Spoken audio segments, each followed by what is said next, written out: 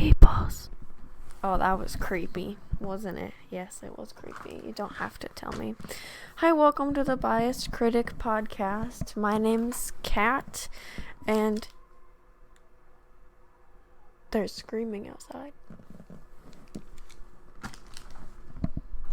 Okay, well, we're off to a great start. There was screaming outside my apartment, and that was a little weird. But anyways, whoa, everything is just happening so fast. Anyways, let's talk about Fearless Taylor's version today, huh? For starters, I feel like I'm too far away from the mic. For starters, last week on the podcast, I said that I was mad at Taylor. So I'm going to explain why.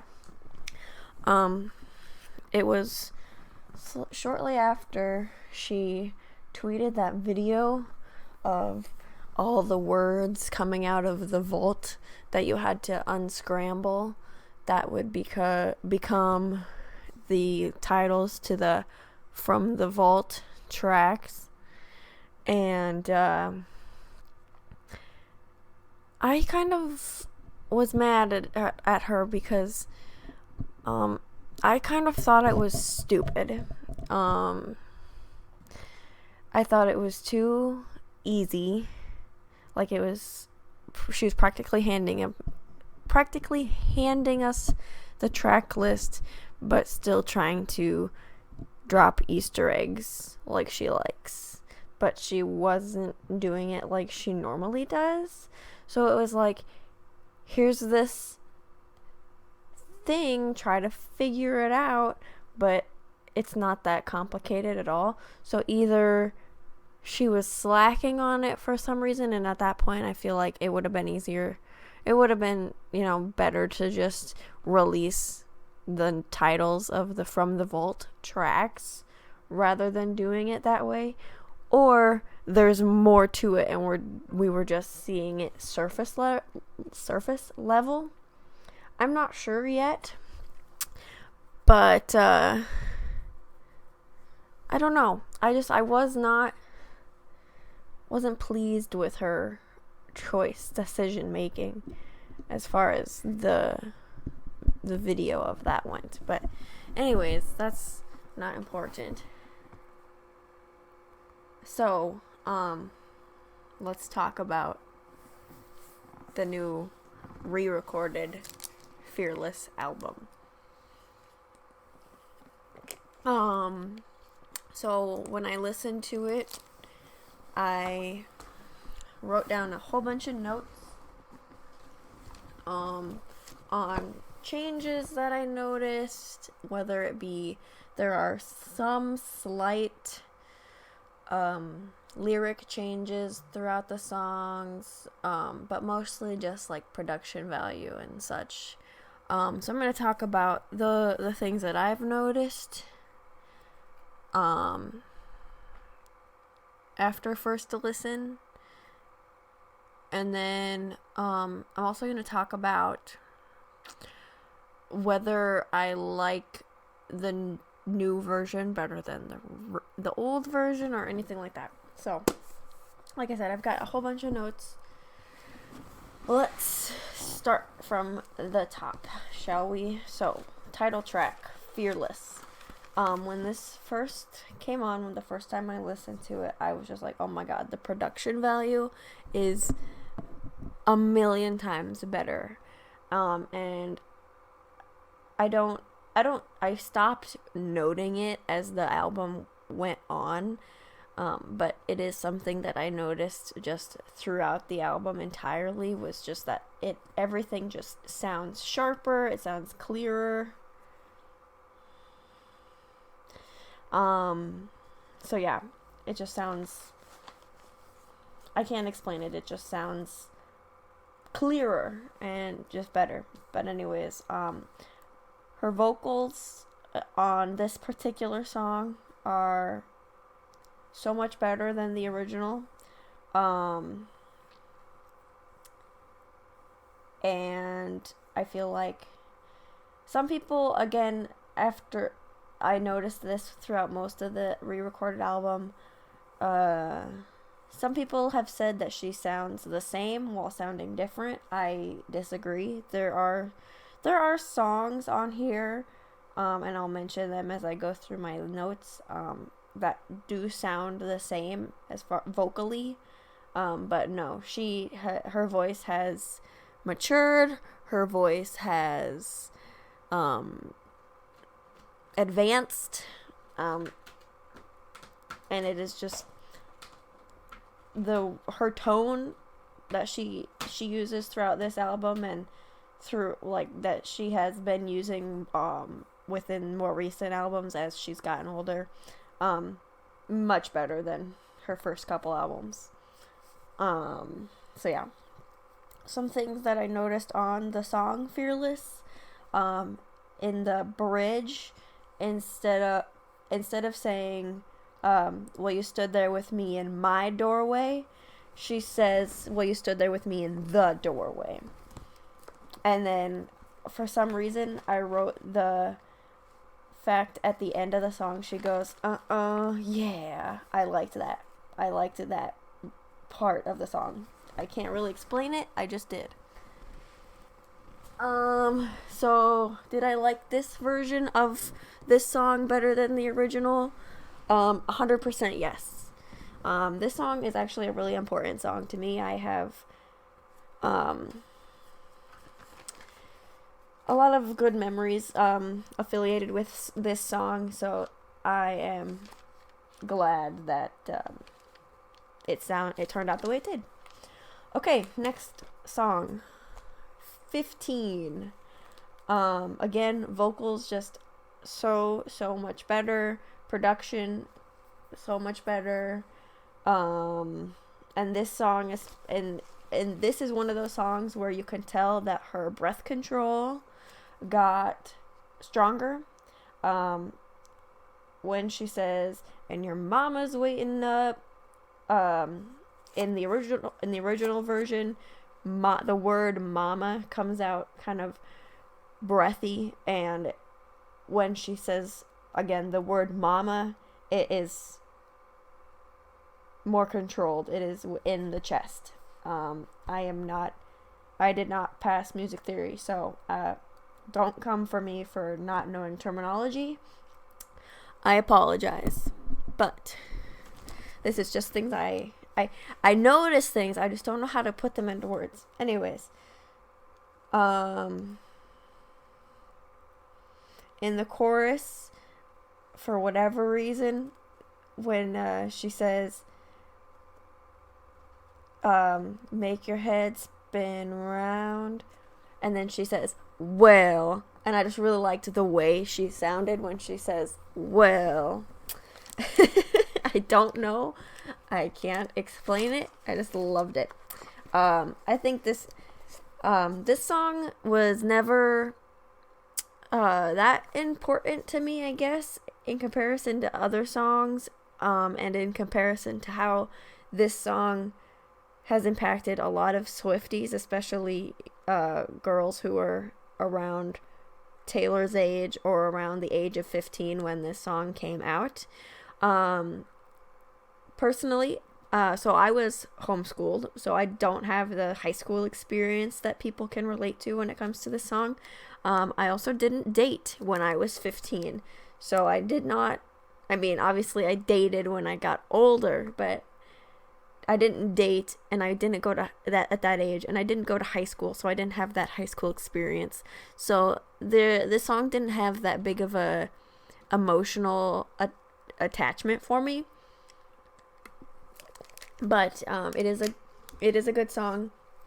Again, I think this song, the new version is a billion times better than the original. I think her vocals just are less pitchy, and she is, I assume that just finding her tone and being able to sing in this new range, in this key, is just something that's come with age.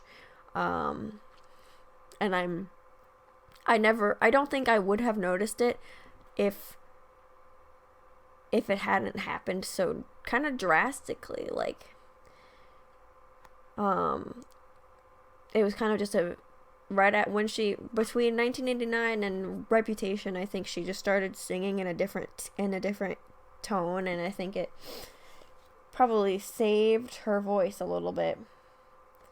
But anyways, again, I think 15 is so much better, the re-recorded version, than the original version now. And I also, it's kind of interesting to listen to it with this newfound ears, seeing how the person it is about, Abigail, she apparently recently went through a divorce, and supposedly that is what the song Happiness on Evermore is about her divorce. So it's interesting to kind of look at it from how Taylor and Abigail might be listening to this song or whatever at the age they are now, and the things they have experienced now versus in 2009. I'm not going to touch too much on Love Story because it's not fresh like the rest of this is. But Love Story, again, production value is a lot clearer, and I guess sharper is another word you could say. I can't explain it. It just sounds much higher quality, I guess. It sounds HD, which is the only way I can really put it in layman's terms. But Love Story, it doesn't sound that much different in comparison to, say, 15 from the original version, but so I guess I don't have as much of a preference between the two as far as quality goes. Hey Steven, in my notes I said, do not tell me her voice sounds the same, because Hey Steven, Taylor's version versus the original sounds like two different fucking people. It sounds like a cover of this song. You can't change my mind. Her voice has just matured and advanced and grown so much. It's incredible. And again, I think a better way of putting it is, you wouldn't have noticed it if you didn't have these re-recordings. If you couldn't go back and listen to the way it sounded originally recorded versus how she sounds now, you probably wouldn't have noticed it as much. But oh my god, it's so much better. Like, not saying that it was bad or that she couldn't sing when she was 18, because obviously she could, but she was obviously not singing in the right key, or she didn't know how. Because she sounds so much better. Maybe that's just my opinion. I mean, this is all my opinion, of course, but it's true. I think the chorus is just a little bit faster in tempo. I don't think you would be able to, like, time it out specifically, but I think it's just rhythmically faster. And, again, of course, the iconic giggle after the bridge. Well, all those other girls were the beautiful, but would they write a song for you? Ahaha. I love it. It's a little bit different, but it probably isn't as genuine, but it's still cute. Love it. Again, love the re-recorded version so much more than the original version, just because it just, she has grown so much, and we probably would have not had realized the extent of it up until now. White Horse, again, I said, why hasn't she always sung in this key? I think what I noticed the most in White Horse, and I noticed it in a couple different songs going forward, but her enunciation, again, this comes with breath control. Her enunciation is so much clearer. Like, you can understand, like, there are words, I can't think of anything specifically off the top of my head. I didn't write anything down, but there are just little words that you may not catch in the original version, because she's breathy, because her breath control has gotten better over time also. In this version, at the last chorus, she says, our fairy tale instead of a fairy tale.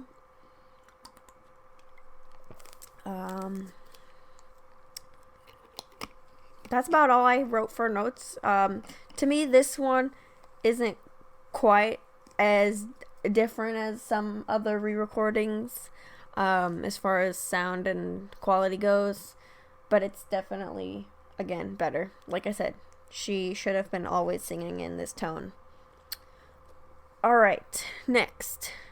You Belong With Me.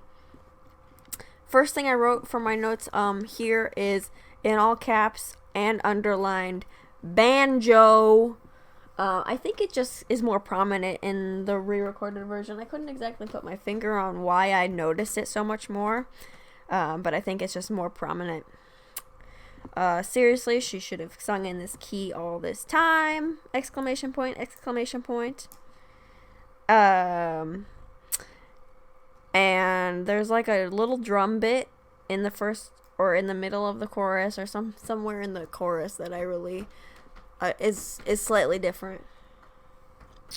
I can't really explain it. If you listen back, you'll know what I'm talking about. But there's like just a little like a doo-doo thing. I don't know. I'm not a drummer.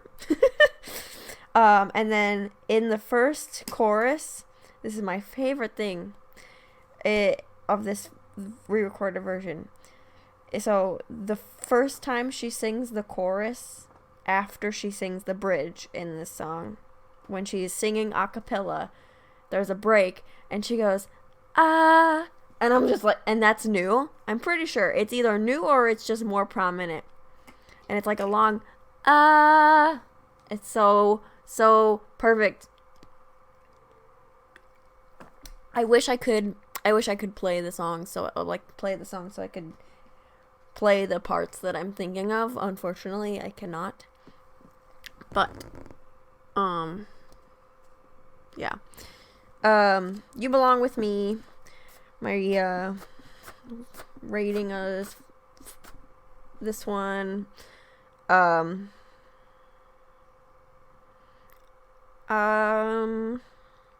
I like this one better? Again, slightly, mostly for that part. I can't do it. I can't recreate it, but go listen to it and you'll see what I'm talking about. Right after she sings the bridge, and then there's part of the chorus, and that's in a cappella, and then there's a break, and there's this it's so pretty. Anyways, do I like this one better? Pretty much. For that specific part. Okay, next. Breathe. Right when the song starts, there's like a little guitar bit.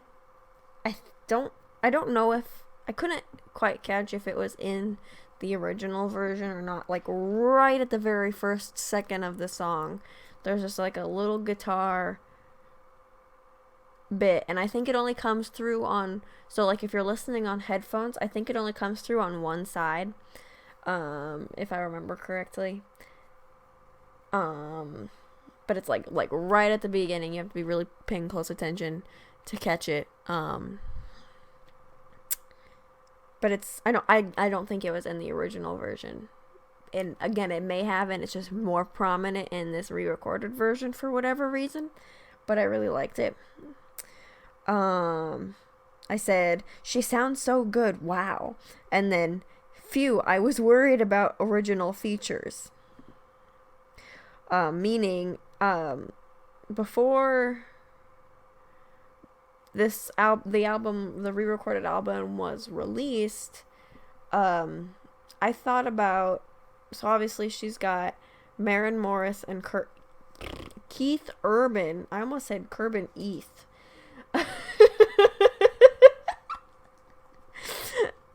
Keith Urban and Maren Morris featured on the new songs on this album, but I kind of stopped and realized the other day, like, are the original collaborators going to be on these songs, on these re-recorded songs? But Colby Calais, who was originally featured on Breathe, is featured on the album re-recorded, and it gives me hopes for albums going forward. Ed Sheeran. I'm sorry. Anyways. What else?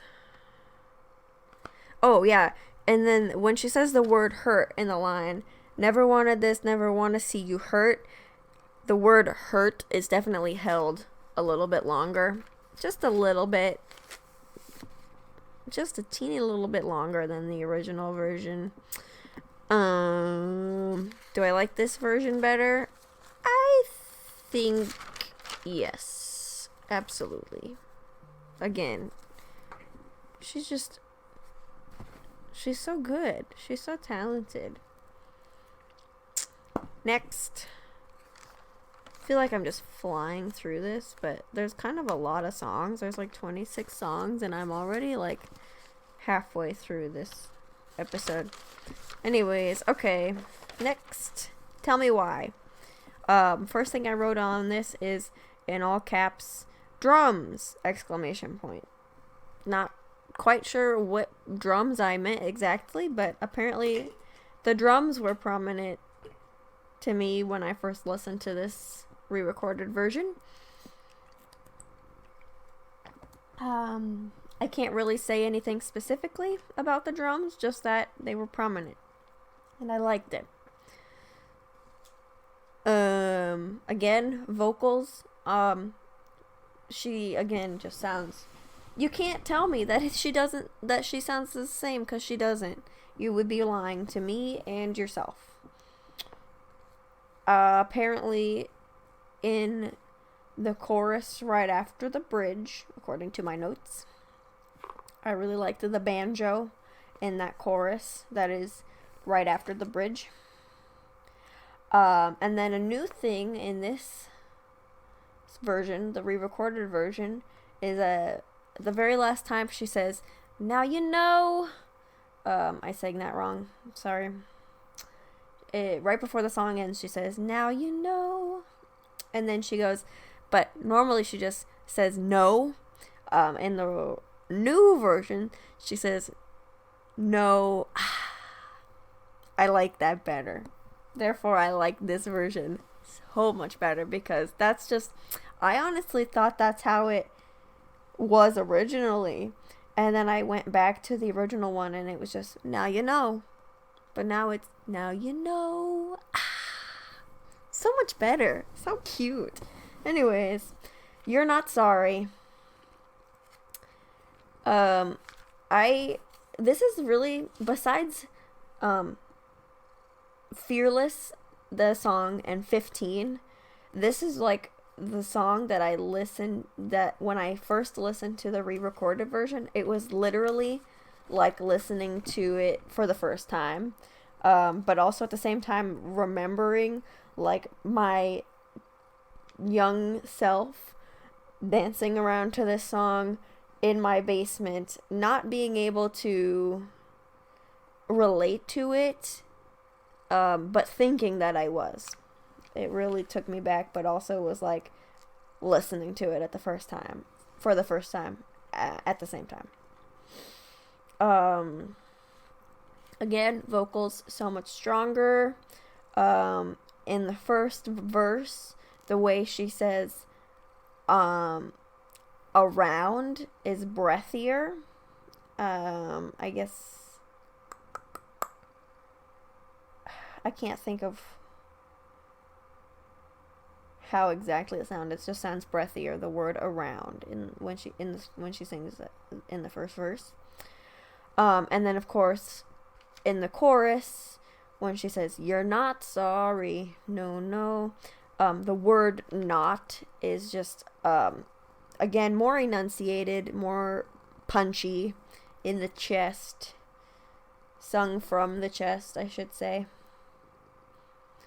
rather than it being a higher, breathier sound. Anyways, I am losing my train of thought. My cat is distracting me. The guitar solo at the end is really enjoyable. This one's only slightly different if you really pay attention, but still better than the original. The Way I Loved You.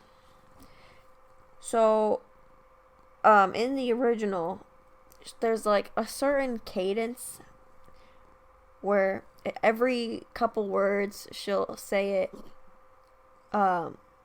in the re-recording, every couple words, like he respects my space and nah, like every couple syllables. I can't think of how that would be worded. He calls exactly when he says he will. Like she says it, she sings it in a completely different tone in comparison. Like in the original version, it's like bang, bang. It's like she lands on those words, but now she kind of glosses over them. Like I don't know what I'm talking about. I don't know. She sings. It's just those little things that if you were to listen to one version on one ear and the other version on the other ear, you would hear the slight tone differences of just like she stomps. He respects my space and he calls exactly when, but now she doesn't hit those words quite as strongly. It's different. And then right before the first chorus, this woman shouts perfectly fine right from the gut, and it hits so much harder than it did in 2008. Yeah, 2008. Sorry. I was watching a video about someone talking about meeting her on the Fearless tour in 2009. So then 2009 got stuck in my head, but no, the album itself came out in 2008. Sorry. I thought originally that the chorus was a little bit faster, but I don't think it actually is. And bells. There are bells. I don't know what kind of bells. I don't know if it's like I don't know. I'm not very good at catching I don't know what that would be called when you just hear it. You can recognize things from the sound. I'm not very good at that. But there are bells.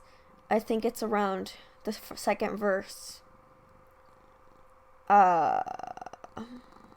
Okay. I just went and listened to the song again. There are bells throughout the song after the first chorus. And I just really love the way she pronounces a lot of these words in the song differently. And her, this is so stupid to notice, but I'm sure other people notice it too. When she breathes in between words is more noticeable. And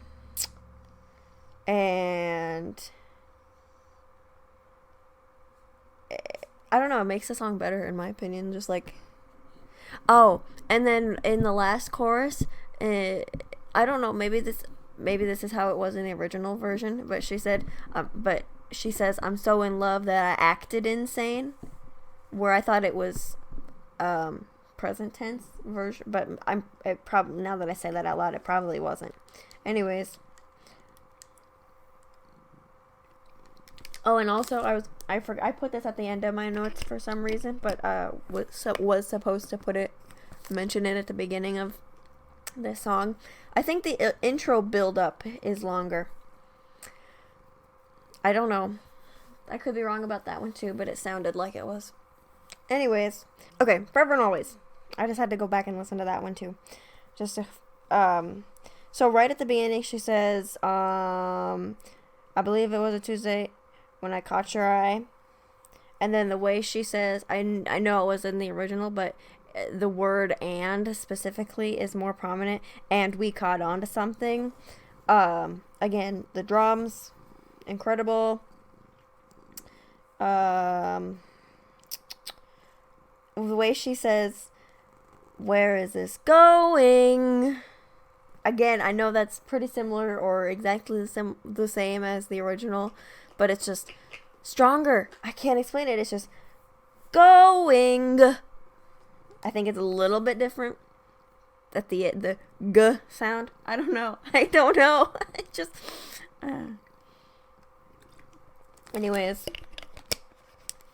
And then of course, the iconic chorus after the bridge. Rains when you're gone. Yeah, she just hits that. Rains when you're gone. Yeah, she's angry. Anyways, definitely better than the original, 100%. The Best Day. Vocals were obviously so much better. In the bridge, I think it's the bridge. Yeah.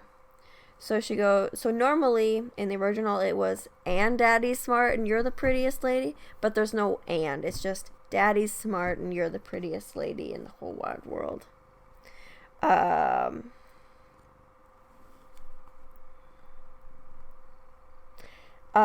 And then there's just like, I don't know what it is. I think it's a guitar sound.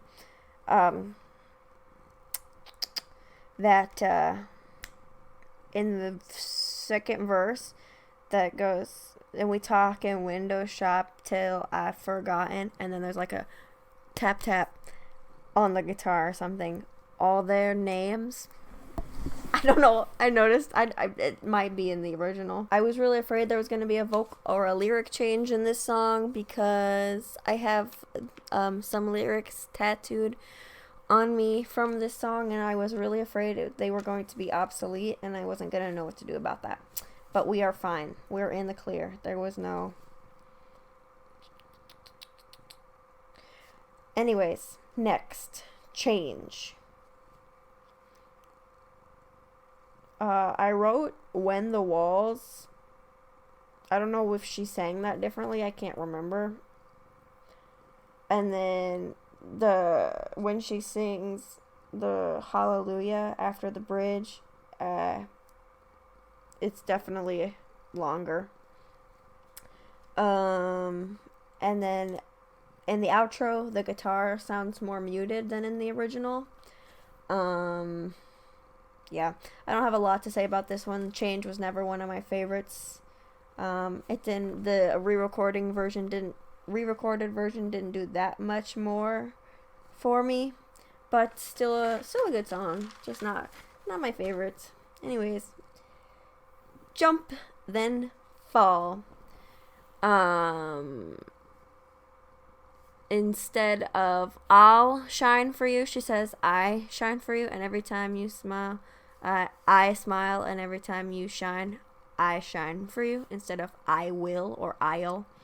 And then I wrote bridge vocals, asterisk, chef kiss, asterisk. I love this song.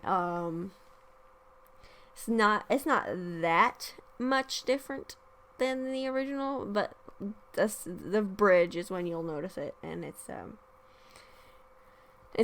good.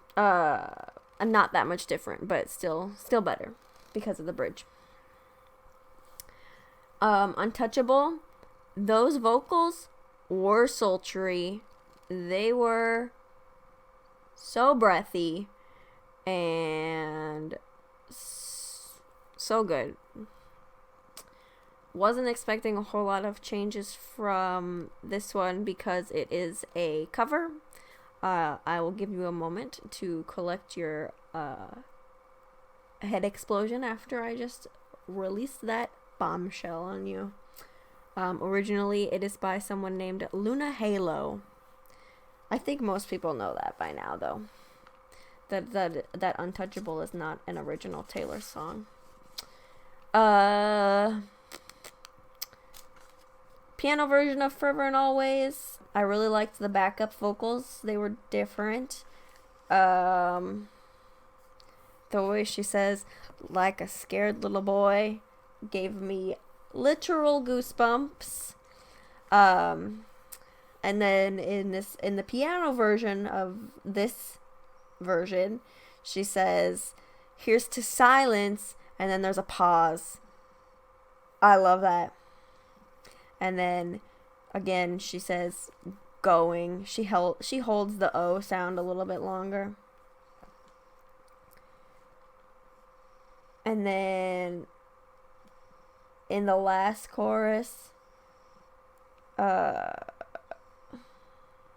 she hits the word all in a lower like a lower tone. Normally she would go up, but instead she went down. I don't know. But of course, piano version is still superior to the original. Coming with the Rain. I adore this song, first of all.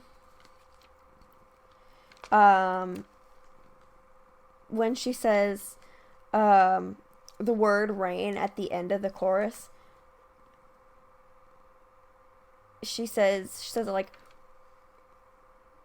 rain, but like with a little A sound at the end. I can't do it very well.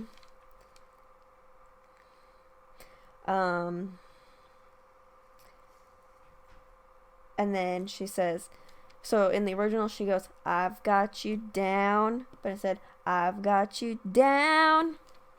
It goes up instead of going down. And I think she sings this low in a lower octave. I could be an octave lower. Could be wrong.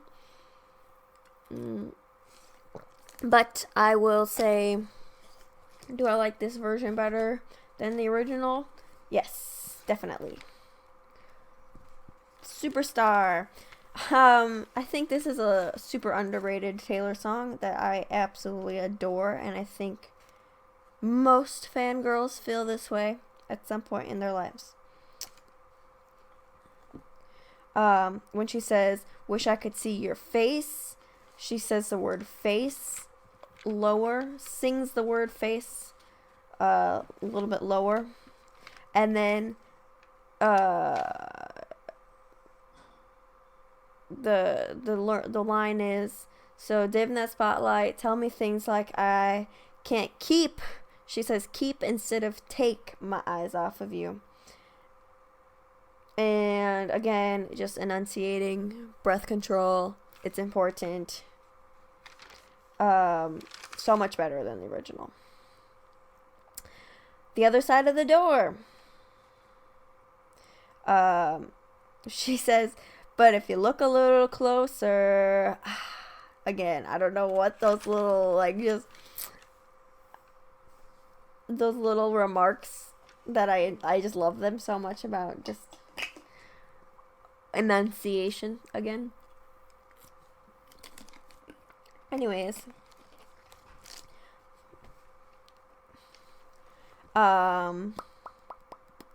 Vocals are so much better, of course. And then in the original version, she says, "Chase after me," in this really pitchy, I don't know, but it sounds, the way she says the words "chase after me" sound completely different. And then in the last chorus, or the outro, maybe, it's just sung at a different on a different pace, which is interesting, but I enjoyed. Do I like that one better than the original? Yeah, definitely. I had to think about it, but yes. Today was a fairy tale. The vocals, so much better. I'll be honest, this is another one that I've just never been a big fan of, so I didn't have a lot to say on this one. But I definitely will probably listen to this more because it just sounds a lot better. I love the echoey kind of collapse throughout the song.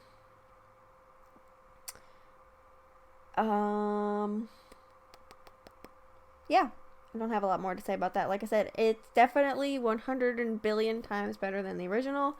Was never a big fan of this one to begin with, but I definitely will turn to it more frequently. Alright, from the Vault songs, I'm not going to talk about You All Over Me because I already did a segment on this song in a previous episode. So if you want to hear my thoughts on that, go listen to that episode. So Mr. Perfectly Fine.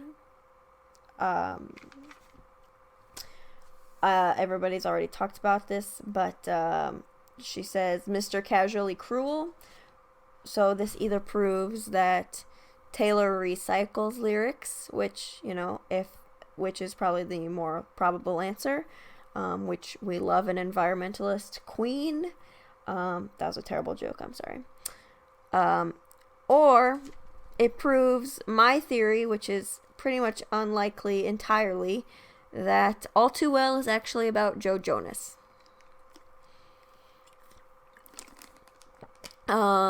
Which again, probably not true at all, but it's fun to think about.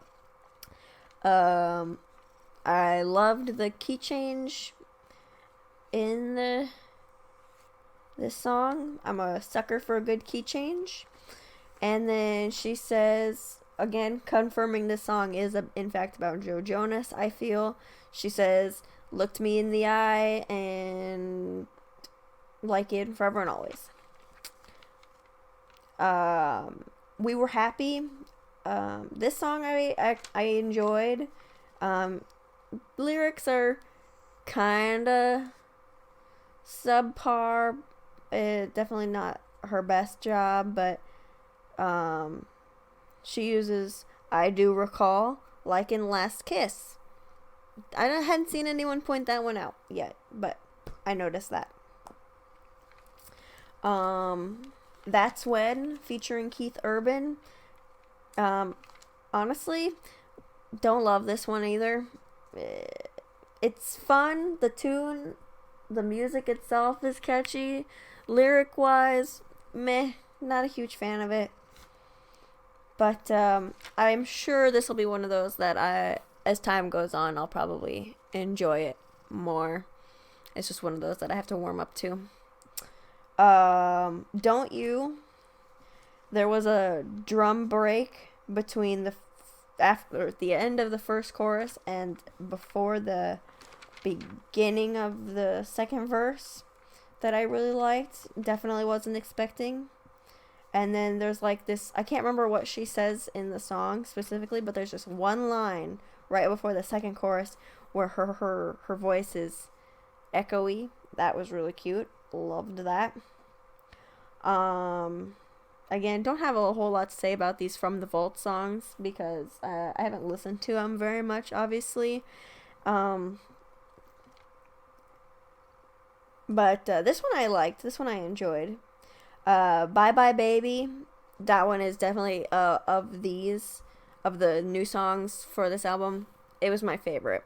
I think the music is good. I think it is lyrically better than besides We Were Happy. Lyrically, it's the best of the ones from the Vault.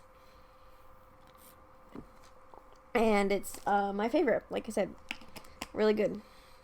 It's probably a little bit more.